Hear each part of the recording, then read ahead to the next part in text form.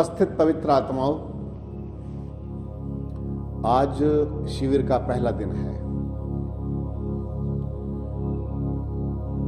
हमारा शरीर 5 तत्वों का एक पुतला है। परमात्मा ने इस 5 तत्व के पुतले का, इस शरीर का बड़ा ही सुंदर तरीके से निर्माण किया और इतना अद्भुत बनाया कि बस इसके विषय में क्या कहें क्या ना कहें। सिर से लेके पैर तक इसकी जिस ढंग से रचना की है, वो पूरा देव बना दिया है, देव, दिव्य। परमात्मा ने इतना बढ़िया शरीर हमको बना करके दे दिया।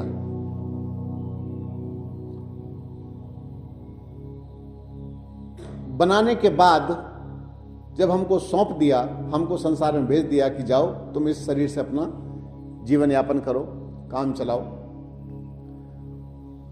और इतना ही नहीं, जिस समय मां के गर्भ में निर्माण चल रहा होता है और बच्चा पूर्ण हो जाता है, उसके पश्चात बाहर संसार में जब वो आया तो उसको वहां पर एक मां मिली, मां जो हर क्षण हर पल उस पर ध्यान टिकाए हुए थे। उस मां का मेडिटेशन सबसे बड़ा उसका बच्चा था। सबसे बड़ा ध्यान अगर कहीं जाता था उसका तो अपने बच्चे पर जाता है। इतना ध्यान करने वाली मां भगवान ने हमको दी और पालन करने वाले पिता भी सौंपे कि ये तुम्हारा पालन करेंगे, अर्थव्यवस्था का ध्यान रखेंगे। और एक अद्भुत चमत्कार किया हमारे साथ, सामान्य बात नहीं है। उसके साथ परिवार के लोग भी दिए, कितना बड़ा हमको सब कुछ मिल गया। लेकिन अब हमें एक ऐसे रास्ते पर चलना था जिससे शारीरिक, मानसिक, आत्मिक उन्नति हो और समाज में, जिस समाज में हमारा जन्म हुआ है उसमें एक स्वस्थ, सुंदर और सभ्य तरीके से हम अपना जीवन यापन कर सकें, अच्छे ढंग से जी सकें। लेकिन परमात्मा की दी हुई इस सौगात को हमने, इसका जो बेड़ा गर्क किया है, इसका जो हमने नाश किया है, और ये घाटा कैसे पूरा होगा, ये क्षति कैसे पूर्ति होगी। हम ना शरीर से स्वस्थ, ना हम मन से स्वस्थ रहते, और आत्मा का तो कहना ही क्या, और सामाजिक उन्नति नहीं। इसी कारण से हम लोग पिछड़ गए। तो अब हमें परमात्मा ने जब ये सौंप दिया है तो इसकी रक्षा हमें करनी है। आप जब गाड़ी खरीद के लाते हैं तो कितना ध्यान रखते हैं कहीं टचिंग ना हो जाए, टच ना हो जाए, करते हैं ना, कितना ध्यान रखते हैं। लेकिन इस गाड़ी का भी जो परमात्मा ने दी है हमें, बहुत अच्छे तरीके से ध्यान रखना चाहिए कि मेरी आंखें खराब ना हो जाएं। आंखें खराब ना हो जाए तो उसके लिए हमें पहले से प्रबंध करने पड़ेंगे। हमारे आंखें खराब ना हो जाएं, आंतों में मल इकट्ठा ना हो जाए, हमारा लीवर खराब ना हो जाए, किडनी खराब ना हो जाए, हमारे लंग्स खराब ना हो जाएं। इसके लिए हमारा डाइजेस्टिव सिस्टम खराब ना हो जाए, हमारा ब्रेन खराब ना हो जाए, तो ध्यान तो रखना पड़ेगा ना। तो ध्यान रखने का एक ही है कि जीभ को बस में रखो, सोच समझ करके अपने शरीर के अंदर खाने पीने की वस्तुओं को डालिए। जब सोच समझ करके आप डाल रहे होते हैं कि जो मैं खा रहा हूं इसका बनेगा क्या, इसका निर्माण क्या होगा, कैसे होगा, तो मैं समझता हूं कि व्यक्ति फिर योग पथ पर चलता है। और आश्चर्य की बात देखो, बढ़िया बात है, हमें बड़े बड़े विद्वान दिए हमारा मार्गदर्शन कर सकते। ब्रह्मवेत्ता लोग हमारे यहां पर आए, धरती पर आए, ब्रह्मवेत्ता, उन्होंने पूरा मार्गदर्शन किया, बताया, तप कर करके बताया कि ऐसे चलना चाहिए, ऐसे चलना चाहिए। जीवन जी करके कहा कि ये गलत है और ये सही है। तो अब हमें पूरा ध्यान अपना रखना चाहिए। इसी के साथ साथ जब हम पूरा ध्यान रख रहे होते हैं और योग पथ पर चल रहे होते हैं तो क्या कहलाते हैं? योगी।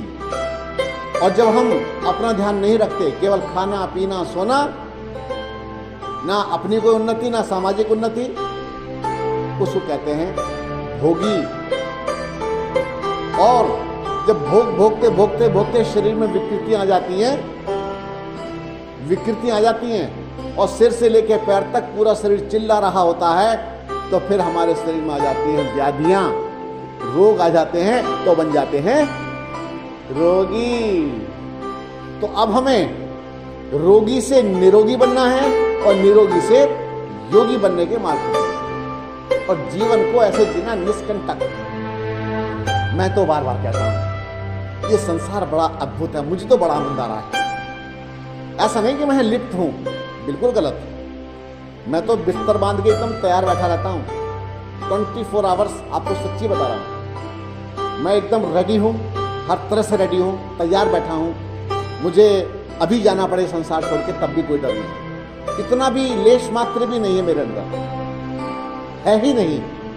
और अगर 100 साल और जीना पड़े तो उसका भी कोई परेशानी नहीं, मैं तो मजे के साथ जी रहा, आनंद के साथ जी रहा। और इतना आनंद है अंदर से कि जिसे सिर्फ मैं ही अनुभव कर सकता हूं। तो ये क्या है? ये अनिवार्य है, ये होना चाहिए।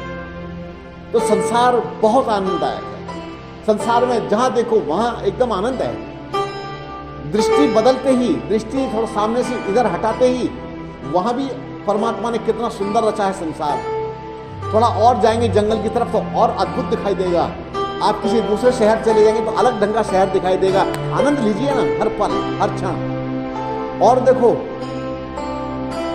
संसार में जितने भी मनुष्य हैं, किसी भीड़ में जाकर के देखना, तुम्हारे जैसा कोई है?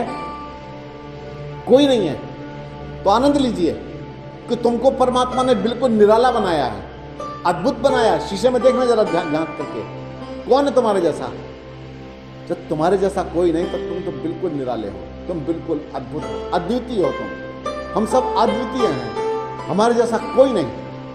ठीक है, थोड़ी बहुत शकल सूरत किसी की हल्की फुल्की आ जाती है, लेकिन वो सब अलग अलग है, सबकी स्थितियां अलग अलग हैं। तो इसलिए परमात्मा ने बहुत बहुत बड़ी आनंद दिया हमको, बड़ी कृपा की हमारे ऊपर। पूरा इतना भरा हरा भरा संसार, तारों भरी रात, कितना रात्रि में देखते हैं ऊपर जगमगाता है आकाश, और फिर भी चिंतित, परेशान, डिप्रेशन, अरे प्रेशर पर प्रेशर पड़े हैं अंदर।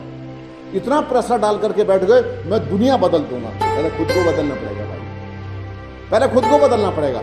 मैं दुनिया को सुधार दूंगा। खुद तो सुधरो, खुद की तो आदतें गंदी पड़ी हैं, खुद के अंदर तो कई सारे दोष हैं। मैं दुनिया को शांति का पाठ पढ़ाऊंगा, पहले खुद शांत होना पड़ेगा। शांत है ही नहीं, अशांत है पूरी तरह से, तो शांति का पाठ दुनिया नहीं पढ़ती। लोगों ने, समाज ने उन्हीं की बात सुनी है जिन्होंने अपना गठन किया। महावीर स्वामी अगर अपना गठन नहीं करते तो उनकी बात कोई नहीं सुनता। भगवान बुद्ध की बात इसलिए सुनी जाती है कि उनके चेहरे को, उनकी प्रतिमा को देख करके लगता है वाह आनंद आ गया। ये सधे हुए महापुरुष थे। इसी तरह से महर्षि दयानंद सरस्वती, ये इधर बैठे, महर्षि दयानंद सरस्वती जी, जिन्होंने रात और दिन तपस्या, साधना, स्वाध्याय के द्वारा अपना जीवन व्यतीत किया। तो ऐसे महापुरुषों की बात माननी होती है। जब हम उन महापुरुषों को अपना आदर्श मानते हैं, आइडल मानते हैं, तो हमारे जीवन में भी निखार आता है। तो हमें अपने जीवन में परिवर्तन लाना चाहिए, हमें अपने जीवन में निखार लाना चाहिए। जहां जिए, जिस जगह जिए, साधक और साधिका बनकर के जिए। और अगली बात कहता हूं, योद्धा बनकर के जियो, योद्धा बनकर के, वीरांगना बनकर के जियो, मजबूत होकर के जियो, एकदम दृढ़ निश्चय बनकर के जियो। तुम्हारे इरादे इतने बुलंद हों कि उससे कोई हिला ना सके। तो इसीलिए परमात्मा ने इतना खूबसूरती से हमको सब कुछ दे दिया है, बहुत सुंदर तरीके से हमको सब कुछ दिया है। तो रक्षा अब हमें भी करनी है। ठीक है भाई, आपका जो घर है आप उसकी सफाई भी करते हैं, और दीपावली के आसपास तो बड़ी विशेष सफाई करते हैं। वो घर के लोग, वहाँ भी अंधेरा था, अच्छा वहाँ भी दिया जला दो। एक जो हमारी बड़ी माताएं होती हैं वो दिए जलाती थी पहले, वो सरसों के तेल के, कुछ लोग घी के दिए जलाते थे। अरे पूरा घर सुगंधित हो जाता था।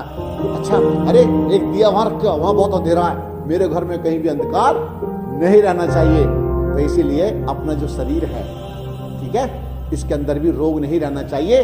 अगर रोग आ गया है तो संयम करो, तपस्या करो। आप यहां पर आए हैं, ये संयम का पाठ पढ़ना पड़ेगा, तपस्या का पाठ पढ़ना पड़ेगा। अगर आप तप के रास्ते पर नहीं चलते तो स्वास्थ्य आपके लिए नहीं है। आप संयम के मार्ग पर नहीं चलेंगे तो स्वास्थ्य आपको बिल्कुल नहीं मिलेगा। यहां से भी बैरंग चले जाओगे। यहां से वो पाठ पढ़ करके जाना है। जब विद्यालय में जाते हैं पढ़ने के लिए तो सारे पाठ सरल ही होते हैं, कठिन भी तो होते हैं, सभी पढ़ने पड़ते हैं ना। और एक बात, जब हम कठिनाई से पाठ पढ़ा करते थे तो हम मजबूत थे। हमने कठिनाइयों के पाठ पढ़ने बंद कर दिए। हमको हर चीज सरल चाहिए, हर चीज सरल चाहिए, तो इसलिए सरल के चक्कर में हम बेकार हो गए। तो इसीलिए थोड़ा सा मजबूती अगर लानी है तो आपको व्यायाम, प्राणायाम, ध्यान, साधना, स्वाध्याय, तो इस तरह से अपने जीवन का निखार करना है और अपने जीभ पर नियंत्रण करना है। खान पान हमें अपने वश में करना है और उचित खान पान लेना चाहिए, तो जिससे हमारा अंदर से निर्माण होता है। बहुत बहुत धन्यवाद। आगे फिर आपको और समझाएंगे, बताएंगे।